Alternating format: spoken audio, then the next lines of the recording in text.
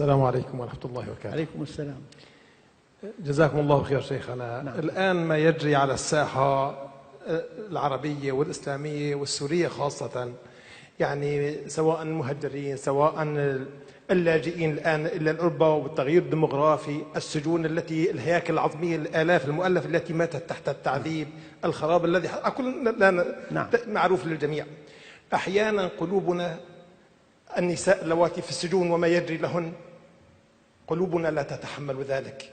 يعني ممكن أنا أكون جالس على نشرة الأخبار لا أشوف حتى لا أرى الدمار الذي في بلدي. هاي علامة إيمان. يعني أحيانا قلبي يعني أمسك لا حول ولا قوة إلا بالله، حتى لا أحصر فكري في التفكير حتى لا تصيبني جلطة، ليس خوفا من الموت، خوفا من أن أشل وأكون معاقا.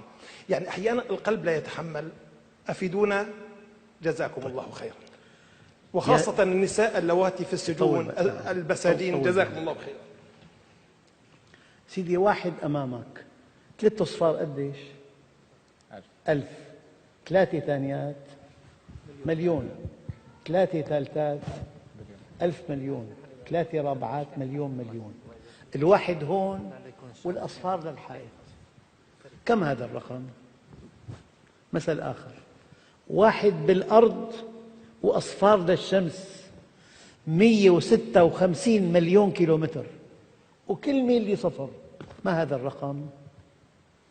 هذا الرقم إذا نسب للانهاية صفر. فالدنيا إلى نهاية، وفي جنة عرضها السماوات والأرض. قل إن الخاسرين الذين خسروا أنفسهم وأهليهم يوم القيامة.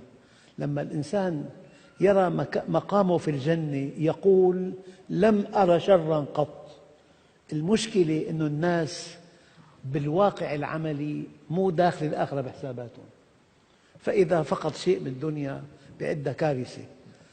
الصحابة الكرام، النبي قال أوذيت في الله سيد الخلق وحبيب الحق وما أوذي أحد مثلي، وخفت في الله وما خاف أحد مثلي، ومضى علي 30 يوما لم يدخل جوفي إلا ما يواريه إبط بلال، وهو سيد الخلق وحبيب الحق. علة وجودنا في الدنيا الابتلاء. هو الذي خلق الموت والحياة ليبلوكم إنا كنا مبتلين. البطولة ليست ألا تصاب بالابتلاء، لكن البطولة أن تنجح في الابتلاء. وصدق ولا أبالغ، أنا أتوقع أن بعد هذه المحن التي أصابت بعضاً من الدول العربية، بعد هذه المحن في قفزة نوعية إلى الله، وفي علاقة مع الله جديدة، وفي تغير نوعي إن شاء الله. هذا هو التفاؤل، والمؤمن متفائل. فكل محنة بعدها منحة من الله، وكل شدة بعدها شدة من الله. المقولة التوحيدية الرائعة: كل شيء وقع في ال5 قارات من آدم ليوم القيامة أراده الله. ما معنى أراده؟ لا تعني أراده أنه أمر به، ولا تعني أراده أنه رضيه، لكن سمح به.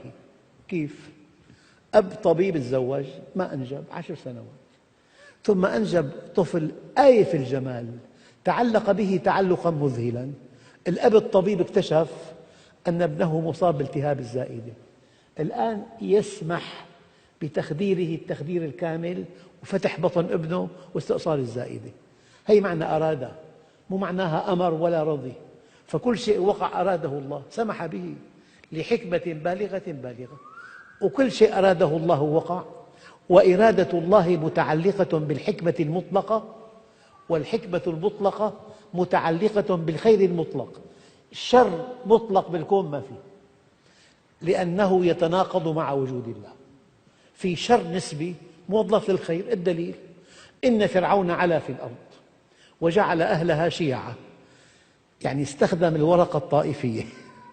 إن فرعون علا في الأرض وجعل أهلها شيعا يستضعف طائفة منهم يذبح أبناءهم ويستحيي نساءهم إنه كان من المفسدين. الآن دقق: ونريد أن نمن على الذين استضعفوا في الأرض ونجعلهم أئمة ونجعلهم الوارثين ونمكن لهم في الأرض ونري فرعون وهامان وجنودهما منهم ما كانوا يحذرون. هذه الآية تنطبق على العالم الإسلامي 100%. فنرجو الله أن نوفق إلى قفزة نوعية إيمانية وعلاقة مع الله طيبة وإحكام وإحلال الشرع الإلهي مكان الأشياء التي تتناقض معه. آمين آمين. جزا الله خيرا.